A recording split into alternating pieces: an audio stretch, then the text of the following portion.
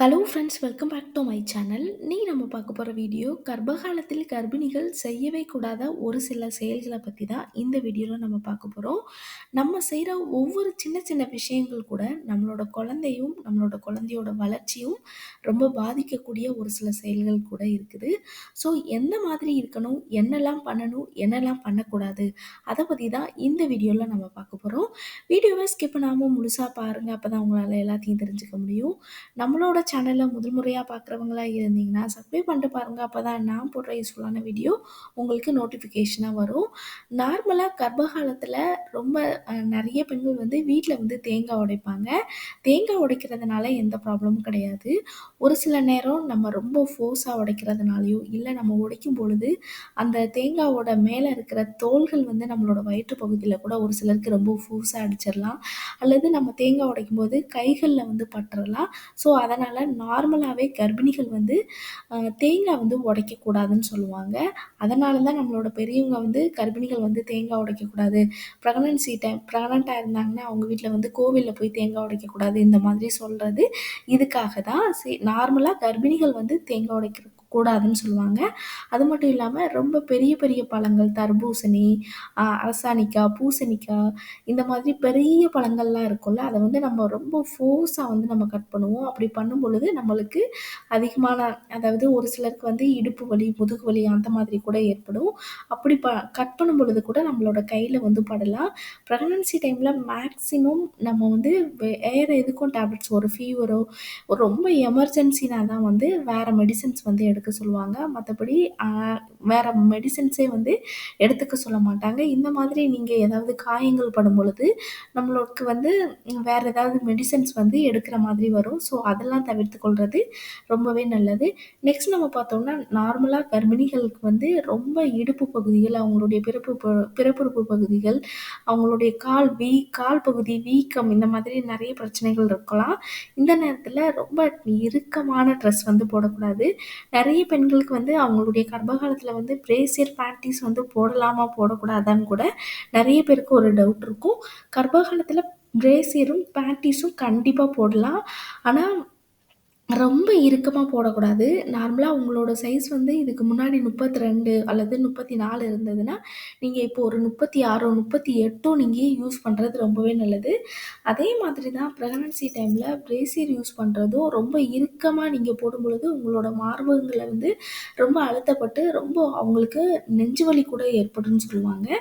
அதுவும் அதே மாதிரி தான் இதுக்கு முன்னாடி இருக்கிற சைஸை விட இப்போ அதிகமான ஒரு சைஸோ இல்லை அதுக்கு அடுத்த சைஸோ யூஸ் பண்ணலாம். என்ன காரணம்னா கர்ப்பகாலத்தில் மார்பகங்களோட சைஸ் வந்து மாறிக்கிட்டே இருக்கும், இன்க்ரீஸ் ஆகிட்டே தான் இருக்கும். என்ன காரணங்கும்போது நம்மளுக்கு பால் குழாய்கள் எல்லாமே வந்து நல்லா ஆக்டிவாக இருக்கும், நல்லா பால் சுரக்கிறதுக்கு ஏற்றவாறு நல்லா விரிவடைச்சு கொடுக்கும். அந்த நேரத்தில் நம்மளுக்கு மார்பகங்களும் வந்து ரொம்ப பெருசாகும்.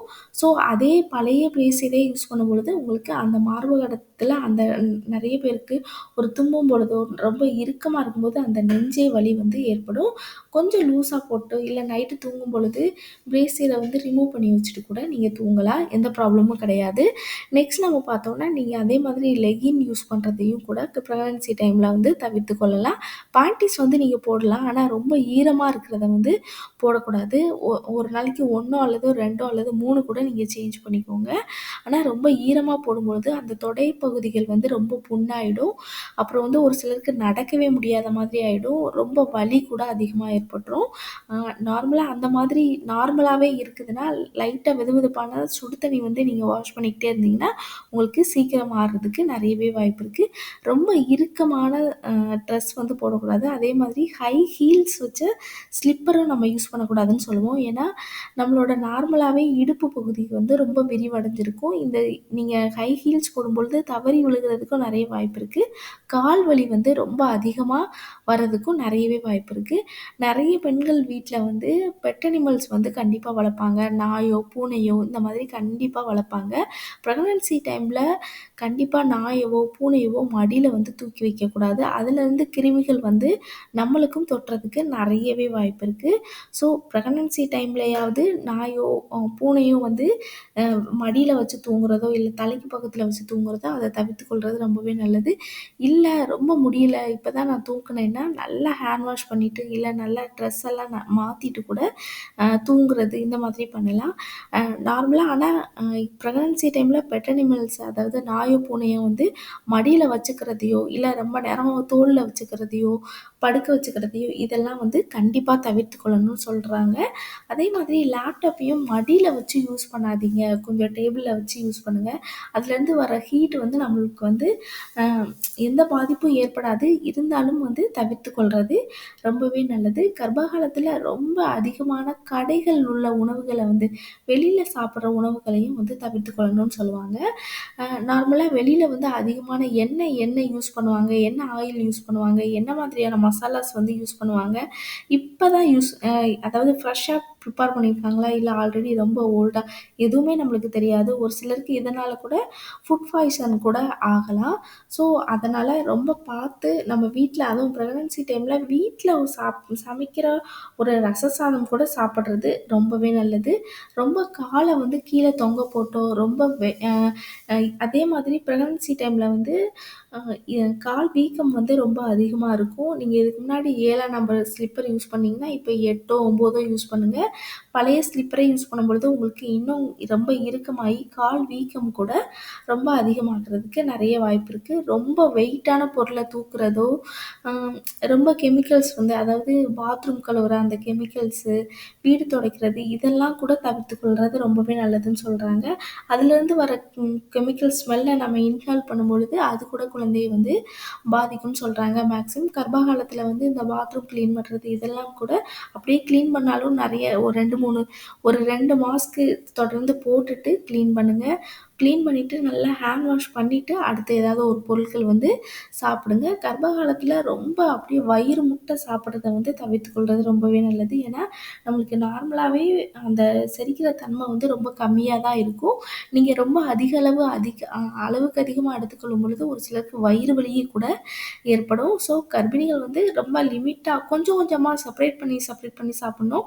இப்ப ஒரு ஒரு 10 மணிக்கு இப்ப காலையில ஒரு 8 மணிக்கு சாப்பிட்டீங்கன்னா, 10 மணிக்கு கொஞ்சம் ஃப்ரூட்ஸு, ஒரு 11 மணிக்கு ஜூஸு, அதுக்கடுத்து 12 மணிக்கு கொஞ்சம் ஃப்ரூட்ஸு, 1 மணிக்கு லஞ்ச்சு, அதுக்கடுத்து சூப்பு, இந்த மாதிரி மாத்தி மாத்தி எடுத்துக்கொள்ளலாம். ஒரு ஹெல்த்தியான ஸ்நாக்ஸு, சுண்டல், பச்சை பயிறு இந்த மாதிரி ஹெல்த்தியான ஸ்நாக்ஸ் எடுத்துக்கொள்ளும் பொழுது, உங்களுக்கு குழந்தையோட வளர்ச்சியும் ரொம்ப நல்லாருக்கும். உங்களுக்கும் அந்த செரிமான பிரச்சனைகள் எந்த பிரச்சனையும் வராது. சீரக கசாயம், சோம்பு கசாயம்லாம் வந்து அ ஜீரக கசாயம் வந்து 7வது மாதத்துலருந்து எடுத்துக்கலாம். சோம்பு கசாயம் வந்து 8வது மாதத்துலருந்து எடுத்துக்கொள்ளலாம்.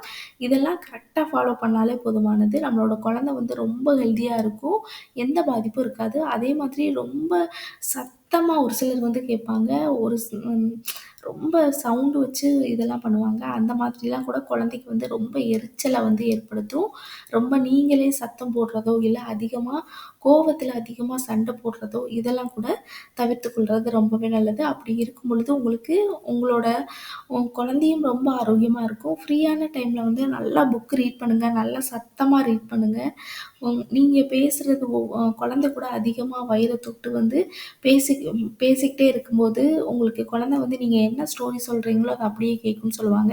பிரெக்னன்சி டைம்ல என்ன சாங்க நீங்க ரொம்ப லைக் பண்ணி கேட்குறீங்களோ, அது குழந்தை பிறந்த பிறகு கூட அந்த குழந்தை வந்து ரொம்ப லைக் பண்ணி அதே சாங்க வந்து அப்படியே கேட்கும்னு நெறைய பெண்கள் வந்து ஃபீல் பண்ணியிருக்காங்க. ஸோ நீங்களும் அதே மாரி ஃபாலோ பண்ணுங்க. இந்த வீடியோ உங்களுக்கு ரொம்ப யூஸ்ஃபுல்லா இருக்கும்னு நெனைக்கிறேன். இந்த வீடியோ புடிச்சிருந்ததுன்னா லைக் பண்ணுங்க, ஷேர் பண்ணுங்க, கமெண்ட் பண்ணுங்க. மறக்காம சப்ஸ்கிரைப் பண்ணிடுங்க.